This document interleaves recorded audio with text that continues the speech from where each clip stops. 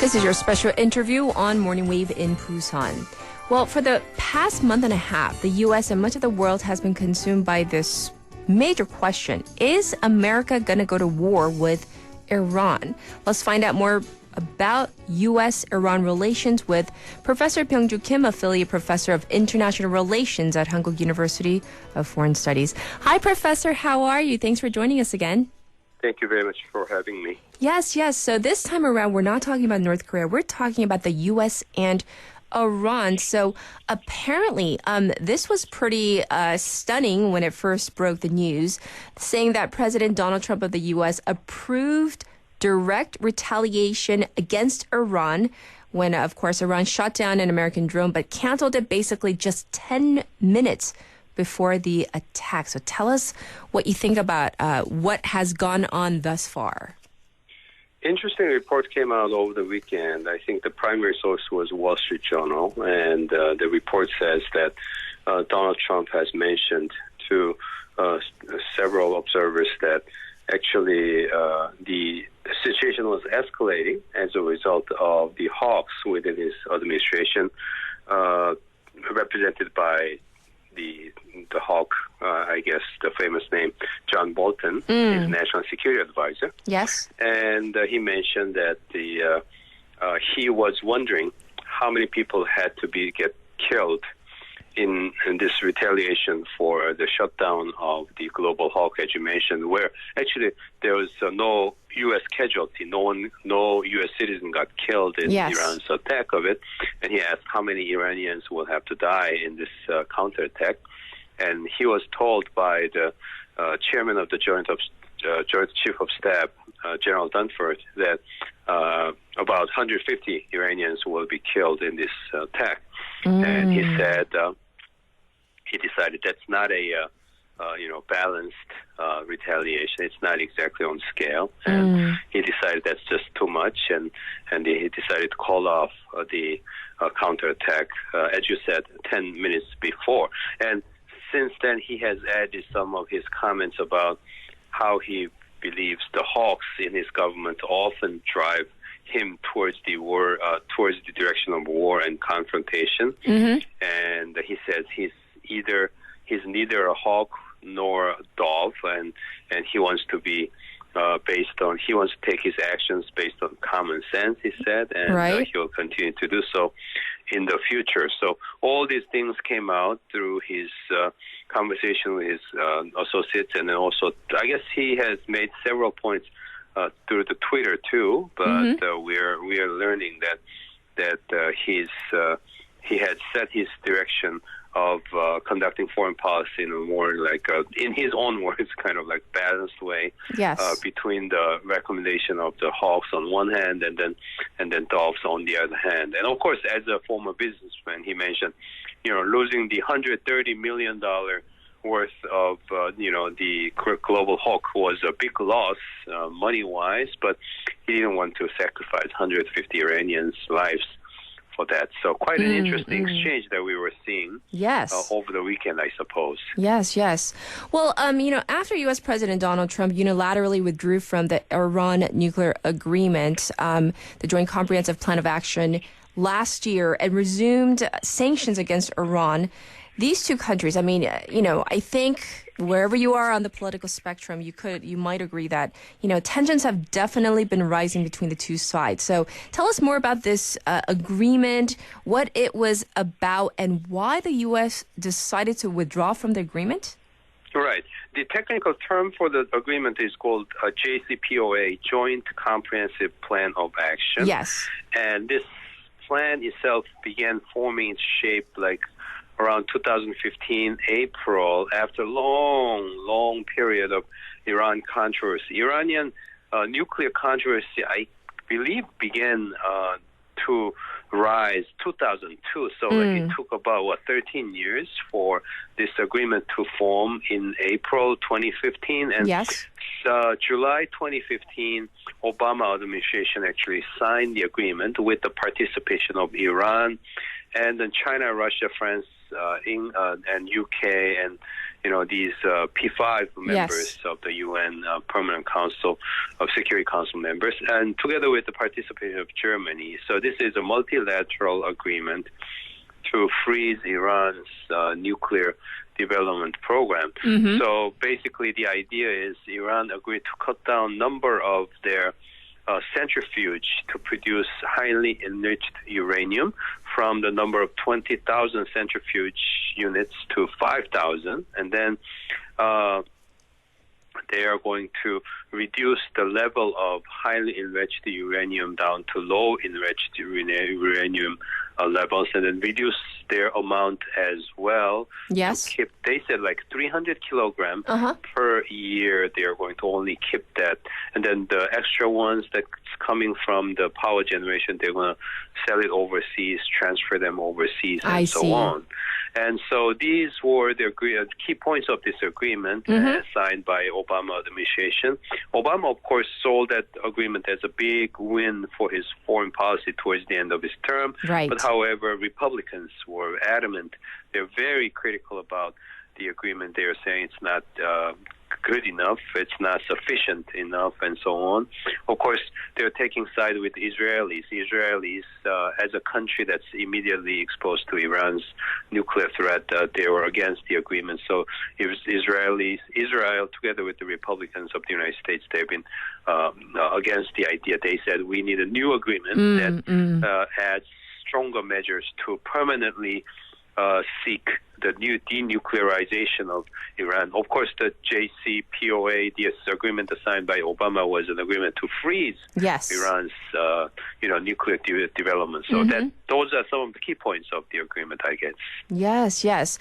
And if we rewind just to maybe several days ago, Professor, Japanese Prime Minister Shinzo Abe was visiting Iran when, I don't know if it was coincidence or if it was well-timed or not, but a Japanese tanker was, some people say shot, some people say attacked. Anyhow, something happened toward a Japanese tanker in the waters off Oman in the Middle East. So can you tell us what you think or thought of that situation? The case, I guess, observers believe it was the case of naval mine that exploded and causing damage to a Japanese tanker. But in the big picture, what happened was in the same month, this month, there was such incidents in Norwegian tanker as well. And then last month, there were, about 4 cases of such incidents.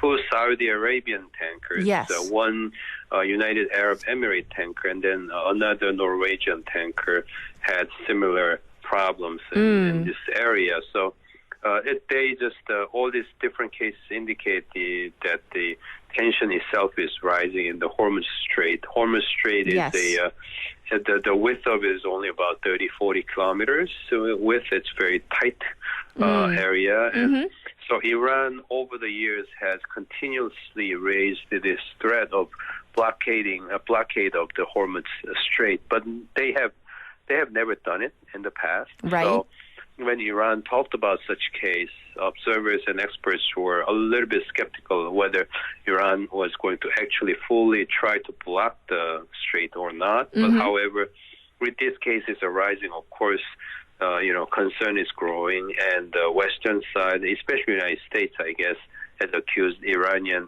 Revolutionary Guard for doing this, placing naval mines in the area. So, but of course, the culmination, at least up to this point of this situation, was, as you mentioned, last Thursday, the shutdown of the drone Global Hawk itself was the key thing. So that's the overall situation. But with these threat of military action that was supposedly had been called off 10 minutes before on the United States side, we will have to see what kind of impact it will have. The United States has made it clear that after the cancellation of plan, of course, Donald Trump took pains to emphasize that military option is always on the table, but he just happened to have canceled this action for now. So the escalation has reached a point where we see a possibility of military action, and we'll have to wait and see what this actually means for the future course of this rising tensions. Right, absolutely. And so if we can link it to Korea, this situation, we obviously do import oil or have been doing so from Iran. And so there is talk of Iran maybe weaponizing oil in this conflict between the U.S. and Iran. Do you think that this is a strong possibility? And will this really affect the rest of the countries that are involved peripherally in terms of this conflict? Right. Iran, when talking about weaponizing oil, it should make more sense if Iran had been taken a big portion of the world oil production. Of course, their portion is not, not insignificant, but we have to keep in mind when this oil-producing nation of, Arab region talk about this kind of weaponizing oil. It's not like the 70s where when they really succeeded in, creating oil shock by doing so. But since then, for the past 5 decades, things have changed big time. And, Gulf region is, of course, still the top region in terms of oil production, but there are other sources. I mean, even the latest one, United States has joined as one of the biggest producers of oil. And before then, we have Russia, we have Venezuela, and all these other big producers of oil, unlike during the 70s. So just controlling the production itself would not make that much of difference by one country these days because the oil production has been globalized so much. So, but if they raise the tension, of course, there's a possibility. Currently, as of yesterday, oil price was about $60 to $50 per barrel range, and I guess it has come up a little bit. I guess it has been showing that tendency or trend of rising prices, but like $50-$60 per barrel is quite far from $100 per barrel, which would be a really red line. And then Iran was, I think some of the Iranian commentators were talking about world oil price reaching $200 per barrel, but that seems quite unrealistic. So reaching $100 per barrel, which I guess we saw last time back in 2014, could be possible. But then again, because of the structure of world oil market that I mentioned, I don't think Iranian threat in terms of in the form of oil price manipulation, that doesn't seem not so realistic, I suppose.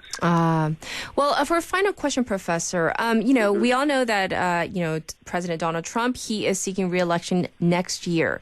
Do you think that his decision-making in terms of this, the rise in tensions between the U.S. and Iran has any bearing on, on his decision-making, politically speaking? We heard several reports where he was quoted for saying that any kind of war is not going to help his re-election, actually. It just increases the risk of his re-election big time. So he has made quite clear that, action of starting a war is going to hurt his re-election chances and by increasing risk big time. So that point has been made clear, and as a result of it, relating to that point, we have seen what the observers call the rising trend of Trump foreign policy, which is no rush. No rush. No rush. So we heard that with regard to North Korea, of course, at the anniversary, first year anniversary of the Singapore agreement back in, I guess, 2 weeks ago, this June 12th, he mentioned no rush on North Korean situation. And then with China, after raising the tariffs to 25% tariff, he's been saying, we're not in a rush here with China. And again, in Iran, with regard to Iran's case, he's been also talking about no rush. So no rush became the the title or key expression describing his foreign policy in using sanctions like against Iran and North Korea, and then using tariff against China. Yes. He's using these tough measures, but behind that he's saying no rush. So that's an interesting pattern that we can use to describe Donald Trump's foreign policy during his first term. After his re-election, who knows? But for now, that's what we have in our hands. Well, thank you so much for covering this very hot topic with our listeners. Take care, Professor. I hope to speak to you again real soon. Thank you very much. Bye-bye. This was Professor Byoung-Joo Kim from the Hankuk University of Foreign Studies. We discussed the U.S.-Iran situation. But for now, we're going to take a short breather with Rehab by Amy Winehouse.